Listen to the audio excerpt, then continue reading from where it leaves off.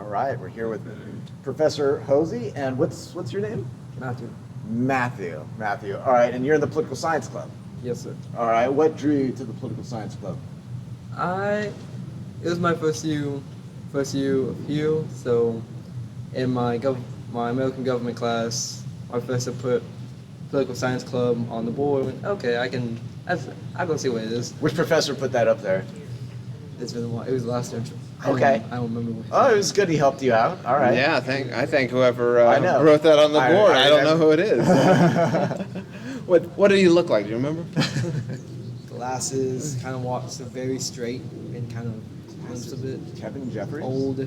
Uh-oh. I don't Oh, what's that one? Well, now, great. No, we can't. No, We can't nobody- guess now. We can't nobody's guess now old in because you our said. department. Yeah, because you said old. We can't guess now. That's Must have on been, you. Must have been an adjunct to that. What's that? meeting. Yeah. He teaches in this building. Gee. Okay. And then what drew you to want to check out the Political Science Club?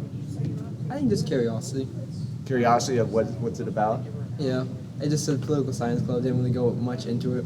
Okay. I go see what it is. And Professor Hosey, what is your vision of what it is? or My could be? vision, my grand vision for the Political Science Club is for us to take over the world. No, my Just the vision- country, just what's the that- country. What's that? Just the country. I'd like us to take over the room E120. If we could just take over the room E120 where we meet last Monday of the month at 11 a.m., I would love that.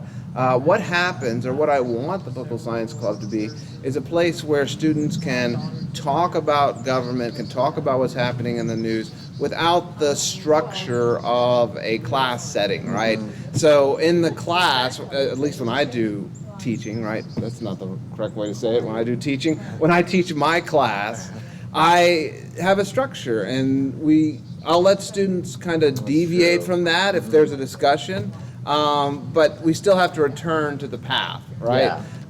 Whereas with the club, I just put out emails saying, what do people want to talk about? And when people respond, I'll do a little bit of research if I don't know that particular topic.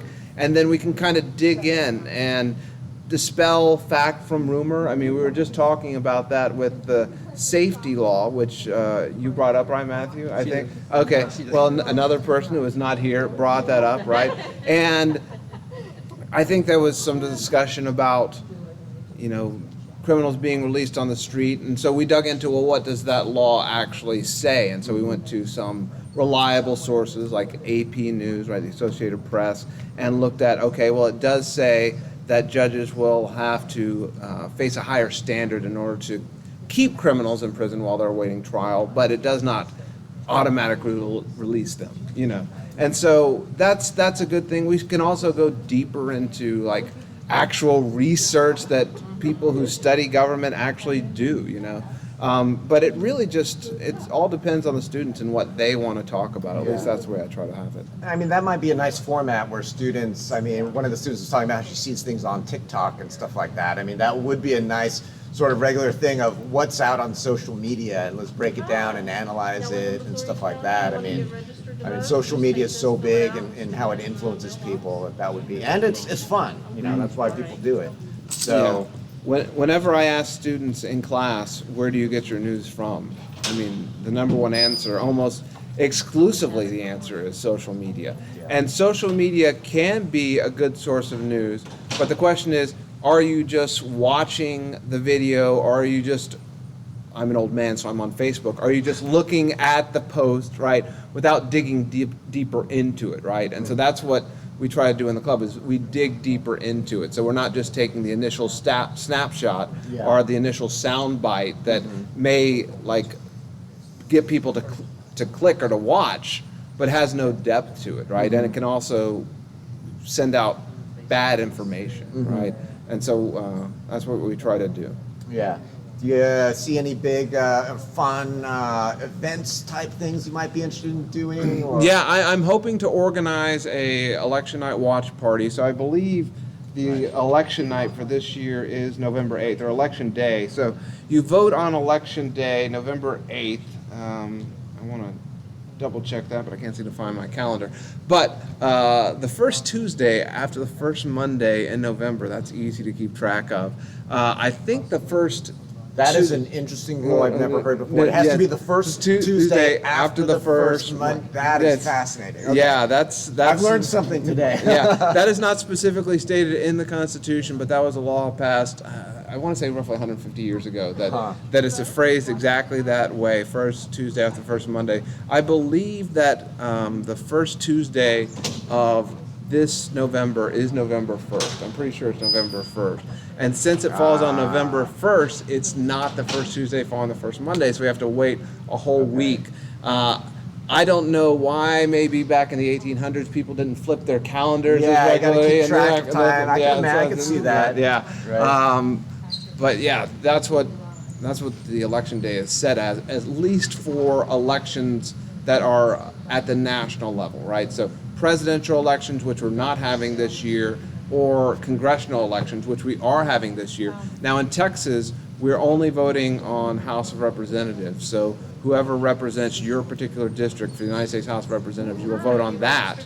You will not vote on United States Senate, because we have no senators running for re-election this year in Texas. And in addition to that, we have governor, lieutenant governor, many state level offices, but at the national level, it's just members of the U.S. House of Representatives. Well, I would think this is going to be a big one because Republicans have a chance to take over the House. Is that, or are they likely? Are they? I stopped making election predictions after 2016 because who saw Donald Trump winning that thing?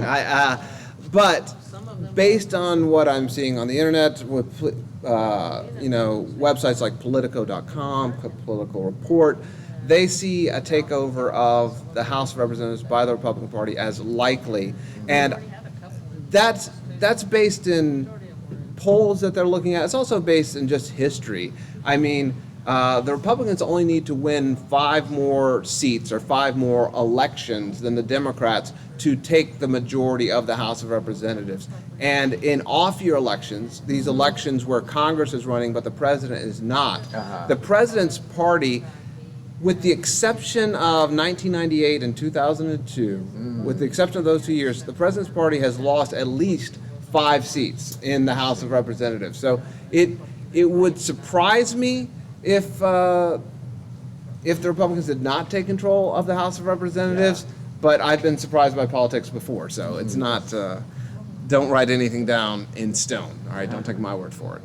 And Matthew, what are some topics that you think might be interesting or jump out at you? Right now, like how Professor Hosey said, we talk about big events that are happening right now or happening last month, next month.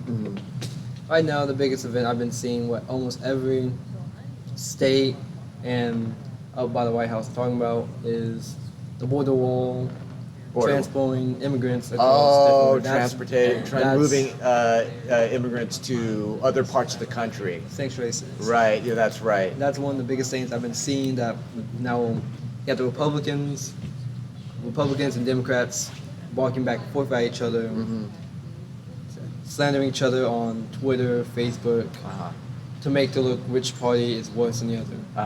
At this point, it's like it's up to the American people to decide what they want and they don't want. Most of the time, I've been seeing on news, and most Americans don't really want illegal immigrants where they live at. But America has this big idea that America is supposed to help everyone that comes into America and asks for sanctuary. That's what America's idea is about. Give people chances, hope, promise them they can be anything they want as long as. And sometimes people want both things. It's a matter of trying to find some balance, and then you have this this process to try to work it out, and sometimes the process can become very contentious. But I was talking to my grandfather. He came from Mexico. He came around 1950, 1960. Oh wow! So he came in, and he is just upset that he went through the whole legal process around that time. Now he's just seeing people in the 20s and mid-30s just crossing. Oh, so your grandfather had to go through some type of formal process. Oh, I see. And he said, I went the legal way, and it took me forever to get the benefits of American people, a while, a long time in my life. Now just seeing them come in and they just you be granted this automatic. And that's what's creating this interesting dynamic among the sort of the American Hispanic community is that, you know, Yes. it's actually very diverse, you know, Yes. different backgrounds within that group. So things are very much more complex than, you know, the news often makes it out. But all right, so I hope to hear an update from you guys about how great the club's going, maybe right before the election. Yeah, no, that sounds like a good idea. All right, see you guys next time.